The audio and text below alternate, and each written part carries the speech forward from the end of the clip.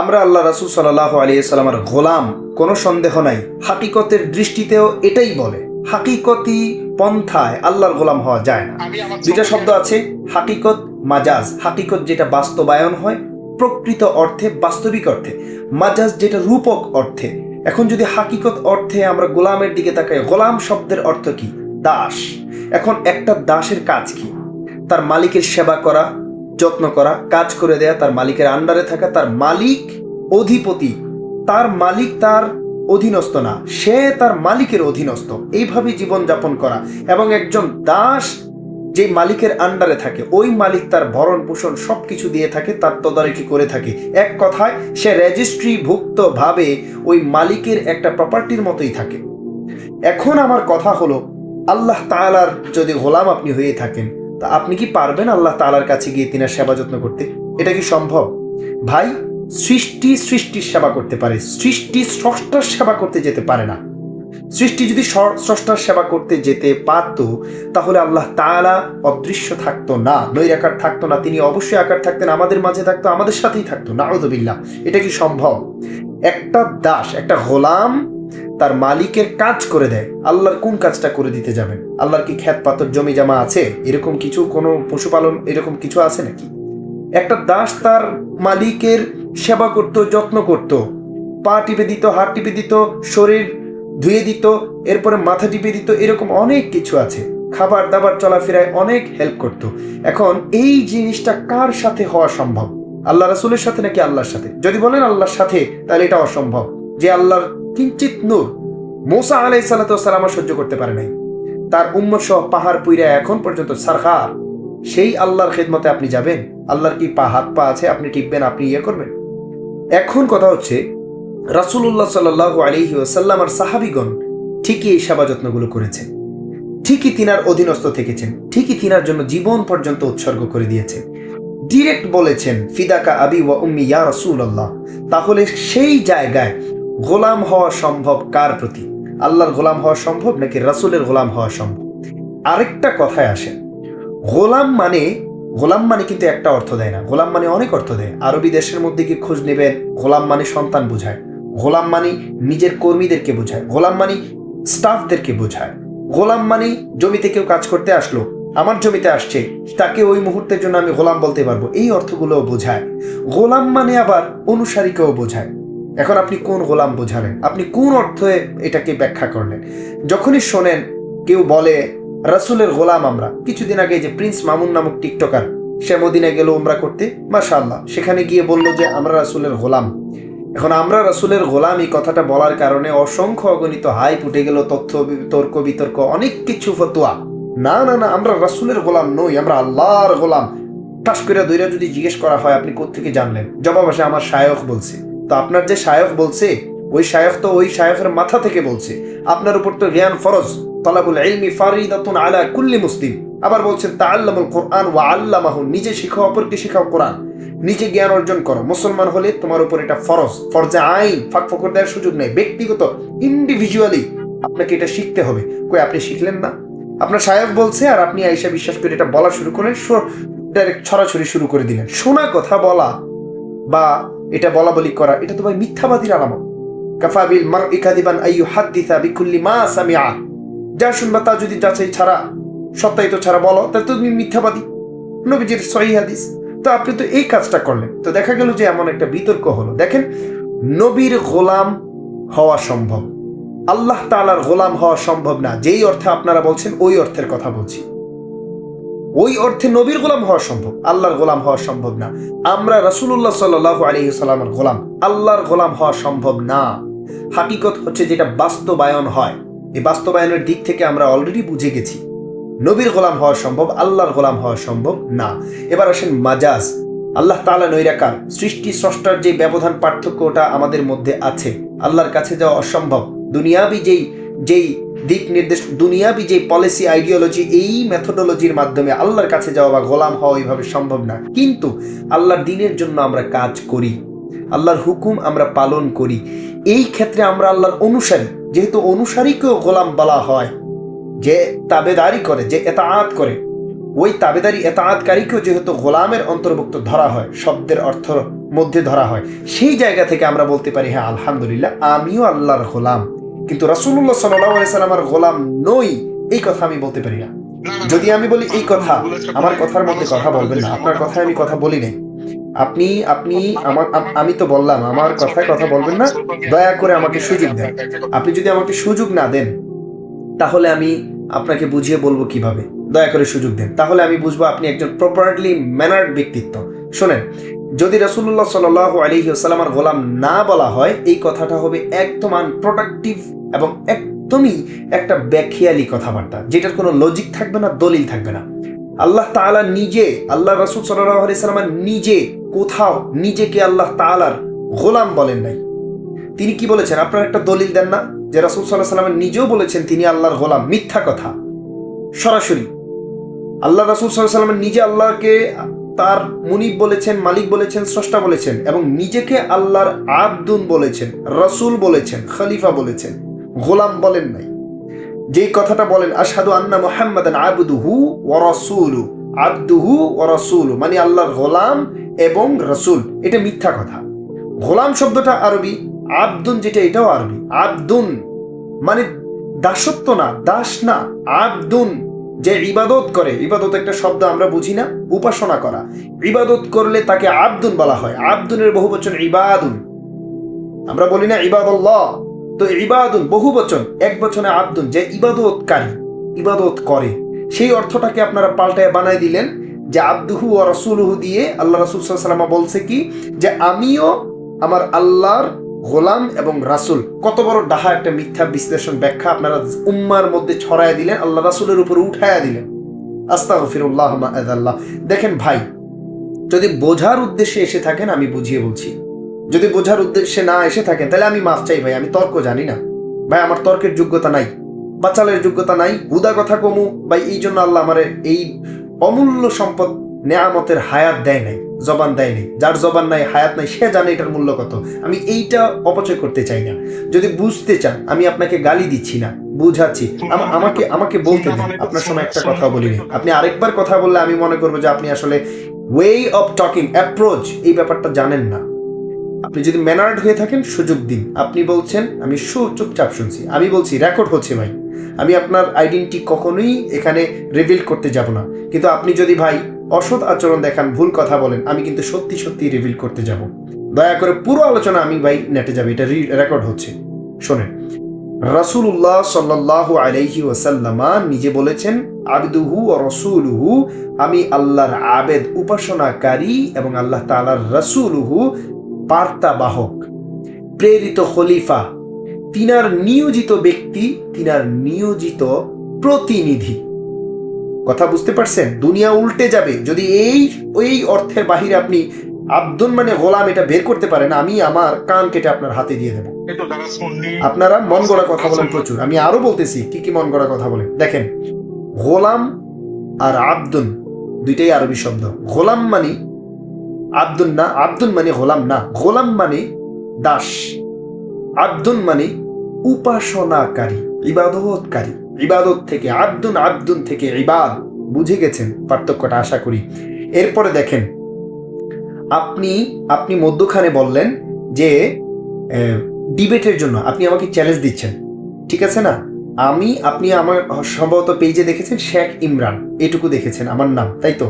আর বেশি কিছু দেখেন না। আমি ছোট্ট করে বলি, আল্লাহ আমাকে অহংকার থেকে বাঁচাক। ছোট্ট করে বলি ভাই, আমি ইফতা নিয়ে পড়ছি জামিয়া আহমদিয়া সুন্নিয়া আলিয়া মাদ্রাসার মতো দেশের স্বনামধন্য এশিয়া খ্যাত প্রতিষ্ঠানে, চট্টগ্রামে। খোঁজ নেন। আমি ফিকাহ নিয়ে কামেল করেছি, ইসলামিক থিওলজি নিয়ে মাস্টার্স করেছি ভাই ইন্টারন্যাশনাল ওপেন ইউনিভার্সিটি থেকে। এই মুহূর্তে সৌদি আরব আছি, এখানে শারিয়া ল নিয়ে মাস্টার্স করার জন্য আসছি সৌদির অন্যতম একটা প্রসিদ্ধ ইউনিভার্সিটিতে, আলহামদুলিল্লাহ, ইনশাআল্লাহ। ভাই বিশ্বাস করেন, মন গড়া বলছি না, খোদা কি কসম, আমি জবানের জিম্মাদারিতে নিয়ে কথা বলছি। আমি জানি কিয়ামতের দিন জবান লক করে দেওয়া হবে। আল ইয়াউমা নাখতিমু আলা আফওয়াহিহিম ওয়া তুকাল্লিমুনা আইদিহিম ওয়া তাশহাদু আরজুলুহুম বিমা কানু ইয়াকসিবুন। সূরা ইয়াসিন আছে। জবান লক করে দিয়ে সব চালু করে দিবে, সবকিছুই সাক্ষী দিবে আমার বিপক্ষে যদি আমি ভুল কাজ করি। আমি আমার জিম্মাদারিতা নিয়ে বলছি, আপনারা মন গড়া কথা বলেন আল্লাহ রাসূল সাল্লাল্লাহু আলাইহি ওয়াসাল্লামের ইজ্জতের উপর, তাজিমের উপর, খোদা কি কসম। এবং আপনারা অনেক অনেক অথর্ব মাইন্ড করবেন না কথাটা, এই জন্য বলছি বাস্তব যেটা। অথর্ব, অথর্ব মানে কি? অযোগ্য, যেটার মাথা আছে কাম করে না, গিলু নাই, ভিতরে মজগ আছে কিন্তু গিলু নাই, নিজের মাথা আল্লাহ নিজের দিছে কিন্তু নিজের মাথা দিয়ে চলে না, অন্যের মাথায় যেটা হয় ওইটার পিছনে পিছনে ছোটে, মানে চিলে কান নিয়ে গেছে, চিলের পিছনে ছোটে, কানে হাত দেয় না, এই টাইপের। ভাই দয়া করে আমার কথাটা শোনেন, দুনিয়ার যেই কোনো মায়ের ছেলেকে আপনি আইনা দেন, আমি শেখ ইমরান প্রস্তুত আছি ডিবেটের জন্য, যদিও আমি এগুলা পছন্দ করি না, সাপোর্টও করি না, কিন্তু এই ব্যাপারে আমি ডিবেটে বসতে রাজি আছি। যাকে আইনা দেন আপনি। আমরা আল্লাহ তাআলার গোলাম হওয়া অসম্ভব এবং আল্লাহ রাসূল সাল্লাল্লাহু আলাইহি সাল্লামের গোলাম হওয়া সম্ভব হয়েছে সাহাবীরা, সাহাবীদের উত্তরসূরি আমরা, আলেমদের উত্তরসূরি আমরা, আলেমরা নবীদের উত্তরসূরি। এই ক্ষেত্রে আল্লাহ রাসূল সাল্লাল্লাহু আলাইহি সাল্লামের গোলাম আমরা দাবি করতে পারি। যদি আল্লাহ রাসূল দাবি না করেন তাহলে আমরা ব্যর্থ, যদি উনিও দাবি করেন হ্যাঁ, যদি জাস্টিফাই করেন হ্যাঁ আমরা তিনার গোলাম, তাহলে আমরা ধন্য, আমরা সার্টিফাইড। মনে রাখবেন, যদি আমি আল্লাহ রাসূলের গোলাম হতে পারি, আমার জীবনের সবচেয়ে বড় সফলতা। আপনি আপনার শায়েখের গোলাম হতে পারেন, মুখে মানেন না কিন্তু বাস্তবে গোলামই থাকেন, আল্লাহ রাসূলের মূল্যায়ন নাই, কোরআন হাদিসের মূল্যায়ন নাই, কথাবার্তার মূল্যায়ন নাই, শায়েখের মূল্যায়ন আছে। শায়েখ যেটা বললো সব ফালাই দিয়ে আপনি ওইটার উপরে তুললেন, আল্লাহ রাসূলের ইজ্জতে হাত বসায় ফেলতে পারেন, প্রশ্ন বসায় ফেলতে পারেন শায়েখের জবানে, তার মানে আপনি আলটিমেটলি শায়েখের গোলাম, হাকিকতের দৃষ্টিতে শায়েখের গোলাম। তো আপনি শায়েখের গোলাম হতে পারেন, আমি আমার রাসূলের গোলাম হতে পারি না। আমার রাসূল আমার ইমান, আমার রাসূল তো আমার বড় ভাই না, আমার রাসূল আমার দুনিয়া আখিরাতের সফলতা। যেই ব্যক্তির একটা খুশির কারণে আমার দুনিয়া আখিরাত সাকসেস হয়ে যাবে। আমি পাপিষ্ঠ হলেও যেই ব্যক্তি আমার উপর খুশি হয়ে গেলে আমার দুনিয়া আখিরাত পার হয়ে যাব, সাকসেস হয়ে যাব। আমি সেই ব্যক্তির গোলাম হতে পারবো না, আপনি আপনার শায়েখের গোলাম হতে পারবেন। এটাই কোন যৌক্তিক? এটা লজিকটা কি? আমি আপনাকে রেফারেন্স দিয়ে কথাগুলো বলছি অনেকবার, আপনি কথাগুলো নেন নাই, আপনি শুধু যুক্তি যুক্তি যুক্তি দেখাচ্ছেন। আপনাকে এবার আমি যুক্তি দেখাচ্ছি, দয়া করে আপনি শোনেন, আপনি শোনেন, দয়া করে শোনেন, প্লিজ দয়া করে শোনেন। দেখেন, আমি আপনাকে মন গড়া কথার আরেকটা প্রমাণ দেখাই। আপনারা বাংলাদেশে বলেন না, নবীকে দাঁড়াইয়া সালাম দিলে এটা বেদাত, এটা হারাম, গুনাহ হয়। যেই নবী সালাম প্রতিষ্ঠা করলো তাকে সালাম দেয়া হারাম, গুনাহ হয়। চিন্তা করেন, সালাম মানে শান্তি, যিনি শান্তি প্রতিষ্ঠা করে দিয়ে গেল, আদান প্রদান করা, ভাই ভাই বানাই দিয়ে গেল, সালাম প্রতিষ্ঠা করার জন্য দিয়ে গেল, যিনি বলে গেল যেই ব্যক্তি আগে সালাম দিবে সে শ্রেষ্ঠ, যিনি আদব শিখাই গেল আসসালামু কাবলাল কালাম, আগে সালাম দিয়ে তারপর কথা বলো, সেই নবীকে সালাম দিলে এটা হারাম, এটা বেদাত। নাউযুবিল্লাহ। আপনারা এটা বলেন না? বিশেষ করে বলেন যে দাঁড়িয়ে সালাম দিলে হারাম, বেদাত। আমি এই যে গতকালকে আসছি মদিনা শরীফ থেকে, আলহামদুলিল্লাহ আলহামদুলিল্লাহ ওয়া শুকরান লিল্লাহ, মদিনা শরীফ থেকে গতকালকে আসছি, নিজের চোখে দেখে আসছি, নিজের দাঁড়িয়ে থেকে সালাম দিয়ে আসছি। কোন মায়ের ছেলে নাই সেখানে বসে বসে নবীকে সালাম দেয়। আপনি পারবেন নবীকে সামনে রেখে বসে বসে সালাম দিতে? আল্লাহ রাসূল সাল্লাল্লাহু আলাইহি ওয়াসাল্লামের রওজা মুবারক যখন সামনে, কোন মুমিন তো তার আবেগ কন্ট্রোল করতে পারবে না, তার চোখের পানি কন্ট্রোল করতে পারবে না, তার দিলের ইমানের যে জালুয়া ওইটা চেতে উঠবে। ওই জালুয়ার চোটে সে তো বসতে পারবে না, সে তো চাইবে আল্লাহ রাসূল সাল্লাল্লাহু আলাইহি সাল্লামের রওজায় ঢুকে যাই, আমি ঢুকে গিয়ে তিনাকে সালাম দিয়ে আসি। আল্লাহ রাসূল সাল্লাল্লাহু আলাইহি ওয়াসাল্লামকে সেই মুহূর্তে একটা লোককে তো দেখলাম না বসে বসে সালাম দিতে, প্রত্যেকটা লোক দাঁড়িয়ে সালাম দিচ্ছে। আসসালাতু ওয়াসসালামু আলাইকা ইয়া রাসূলুল্লাহ বলার সাথে সাথে মানুষের বুক ফাটা চিৎকার বের হয়ে যাচ্ছে। কই, সেখানে তো এমন কোনো ফতোয়া নেই। আপনারা না বলেন সৌদি আরবে এইসব বেদাত নাই, সব বাংলাদেশ, ইন্ডিয়া, পাকিস্তানে এইসব দেশে এই যে মন গড়া কথাগুলো বলেন, কতটুকু জেনে বলেন? আমি নিজের চোখে দেখে, কিতাব থেকে এত বছর পড়ছি, দেখি নাই, এখন দেখে এরপরে এসে আপনাকে বলতেছি। আপনি আসেন, দেখেন, যদি 19-20 পান আমার নামে মামলা করে দিবেন, সৌদি গ্র্যান্ড মুফতিদের কাছে গিয়ে অভিযোগ দিবেন, আমার 12টা বেজে যাবে যদি আমি মিথ্যা বলি। ভাই আমার, বুঝতে শিখেন, আল্লাহ রাসূল সাল্লাল্লাহু আলাইহি ওয়াসাল্লাম আপনার আমার মতো না। প্রথমে এই মাইন্ডসেট ঠিক করেন। আপনাদের তো ঘোড়ায় গলদ, একদম মাইন্ডসেটই গলদ। আপনারা আল্লাহ রাসূল সাল্লাল্লাহু আলাইহি ওয়াসাল্লামকে কি ভাবেন আমি জানি না। আল্লাহ রাসূল সাল্লাল্লাহু আলাইহি ওয়াসাল্লাম আমাদের ঈমান, ওই ব্যক্তি যার নামে শাহাদাত পাঠ না করলে আপনি আমি মুমিন থাকি না। আপনি আমাকে খুন করে ফেলেন, আপনার ঈমানের কোনো ক্ষতি হবে না, গুনাহগার হতে পারেন, কিন্তু আল্লাহ রাসূল সাল্লাল্লাহু আলাইহি ওয়াসাল্লামকে একটা গুস্তাখি করবেন, আপনার ঈমান ছুটে যাবে। জেনে শুনে করলেন, কুফর হয়ে যাবেন আপনি, ডাইরেক্ট ঈমান শেষ শেষ। আল্লাহ তাআলা যথেষ্ট আপনার সব বরবাদ করে দেওয়ার জন্য, এটা তো কোরআনের ঘোষণা। আর ঈমান তো নাই, ঈমানের নামই মুহাম্মদুর রাসূলুল্লাহ সাল্লাল্লাহু আলাইহি ওয়াসাল্লাম, ওখানে আপনি বেয়াদবি শুরু করলেন। আপনি ইজ্জত মানেন না। আপনি কি জানেন রাসূল সাল্লাল্লাহু আলাইহি ওয়াসাল্লামের উপর ঈমান কাকে বলে? প্রশ্নহীনভাবে, সন্দেহহীনভাবে, শতভাগ তাজিমের সাথে উনাকে আল্লাহ তাআলার প্রেরিত বার্তাবাহক রাসূল হিসাবে বিশ্বাস করে নেয়ার নাম ঈমান। এই শর্তের কোনো একটা শর্ত যদি ছুটে যায়, আকাইদ আপনি দেখেন, আকাইদ আহলে সুন্নাহ কি বলে, আপনি সাথে সাথে বেঈমানের কাঠগড়ায় চলে যাবেন, ঈমানের কাতারে আর আপনার নাম থাকবে না। আরেকটা কথা বলি, যখনই শোনেন আমরা রাসূলুল্লাহ সাল্লাল্লাহু আলাইহি সাল্লামের গোলাম, এই কথাটা আপনি যখনই শোনেন তখনই আপনাদের মনে হয় না একটা ভেটুমারি, একটা গোস্তাকি কইরা দিই, না আমরা আল্লাহর গোলাম, রাসূলের গোলাম না। কেন? আপনাদের ওই কিছু কিছু মুরব্বী চেইত্তা মিথ্যা চিল্লায় মিল্লায় এগুলা বইলা গেছে, ওয়াজ থেকে শোনেন আর বিশ্বাস করেন। আস্তাগফিরুল্লাহ। আচ্ছা, যদি আল্লাহর রাসূল সাল্লাল্লাহু আলাইহি সাল্লামের গোলাম বললে আমি ভণ্ড হয়ে যাই, এটা তো আপনারা বলেন, আমি যদি বাতিল হয়ে যাই, আমি যদি মুমিন না থাকি, তাহলে ভাই আপনাদের রুলস, আপনাদের সেন্টিমেন্ট অনুযায়ী একটু আপনাদের মতো করে কথা বলি। আপনারা যখন বলেন এই মোবাইলটার মালিক আমি, এই বাড়িটার মালিক আমি, এই জমিটার মালিক আমি, আমি এই ঘরের মালিক, আমি এই পরিবারের মালিক, আমি এই প্রপার্টির মালিক, আমি এই বিজনেসের মালিক, আমি এই বিমানের মালিক, আমি এই গাড়ির মালিক, এই যে মালিকানাগুলো করেন বলেন, আবার সরকারিভাবে নিজের নামে লাইসেন্স করান যে আমি এগুলোর মালিক, এই এই এই এই জিনিসের মালিক আমি মিস্টার ইমক, এই যে লাইসেন্সগুলো করান, আপনাদের কি মনে হয় না যে আপনারা লাইসেন্স ধারী আল্লাহর সাথে শিরক কারনেওয়ালা মুশরিক? আপনাদের সেন্টিমেন্ট থেকে আপনাদের মতো করে কথা বলছি।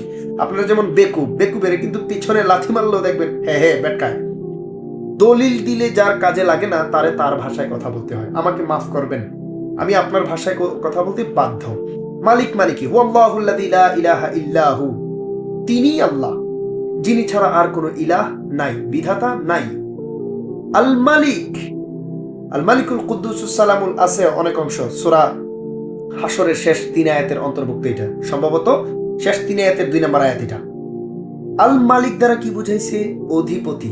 মালিক দ্বারা মালিক বুঝেন এক কথায়।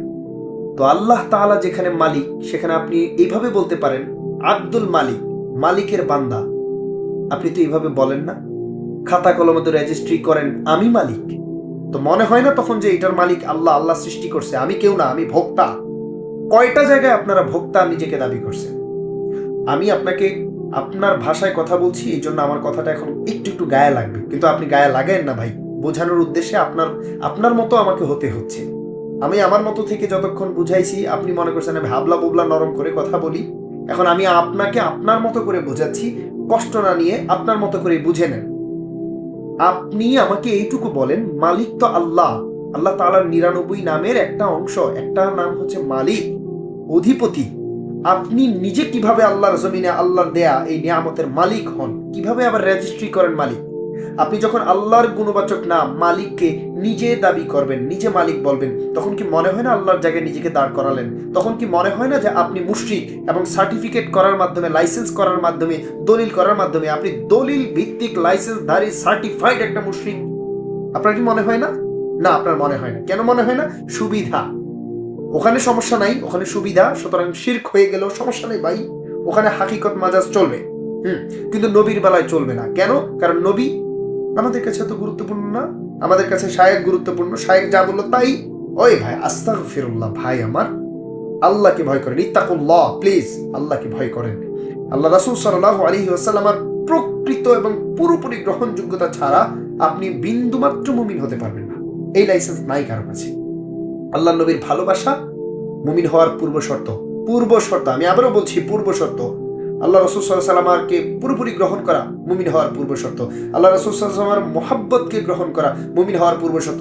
আল্লাহ রাসূল সাল্লাল্লাহু আলাইহি ওয়াসাল্লামকে কোনো সন্দেহ না করা মুমিন হওয়ার পূর্ব শর্ত। আল্লাহ রাসূল সাল্লাল্লাহু আলাইহি ওয়াসাল্লামকে অন্ধ বিশ্বাস করা, ভক্তি করা, মেনে নেয়া মুমিন হওয়ার পূর্ব শর্ত। আল্লাহ রাসূল সাল্লাল্লাহু আলাইহি ওয়াসাল্লাম অল এভরিথিং, সবকিছুর ব্যাপারে শতভাগ আদব নিশ্চিত করা, চর্চা করা মুমিন হওয়ার পূর্ব শর্ত। এই কোন শর্তের মধ্যে যদি ঘাটতি পড়ে, আপনি মুমিন হইতে হইতে কমিন হয়ে যাবেন, কিন্তু মুমিন হইতে পারবেন। আপনি দুনিয়ার মুমিন হতে পারেন, আখিরাতে গেলে দেখবেন আপনি বাতিল। এখানে সার্টিফিকেট লিখে দিব এটা কমিন, এটা আমার রাসূলের গুস্তাখি করছিল, গুস্তাখি, এটা মুনাফিকের কাতারে ফালায় দাও। হতে পারবেন না। যে কথাগুলো বললাম, সময় কম, বাংলায় বললাম শর্টে, আপনি যাচাই করেন। প্রত্যেকটা স্টেপ যে শর্তগুলো বললাম আপনি যাচাই করেন, যদি এগুলোর অথেন্টিক দলিল না পান, আমি আপনাকে অনলাইনে এসে আপনার কাছে ক্ষমা চাবো এবং আপনি যেটা বলবেন এটা মেনে নেন।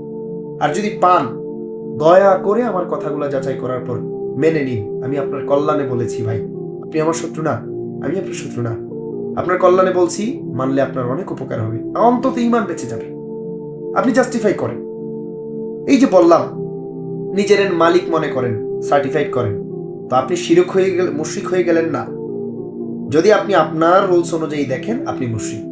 আপনার রুলস অনুযায়ী আপনি ফাইসে গেছেন, উঠতে পারবেন না। কিন্তু যদি আসলেই আপনার প্রকৃত নলেজ থাকে, তখন আপনি বুঝবেন হাকিকত, মাজাজ দুটো অধ্যায় মানুষের জীবনের সাথে integral part of the human being, অঙ্গাঙ্গিভাবে জড়িত, অবিচ্ছেদ্য পার্ট, অংশ। হাকিকতের দৃষ্টিতে আপনি মালিক নন, কিন্তু মাজাজের দৃষ্টিতে মালিক আপনি হতে পারেন। এই মালিক শব্দ দ্বারা শুধুমাত্র অধিপতি বোঝায় এমনটাই না।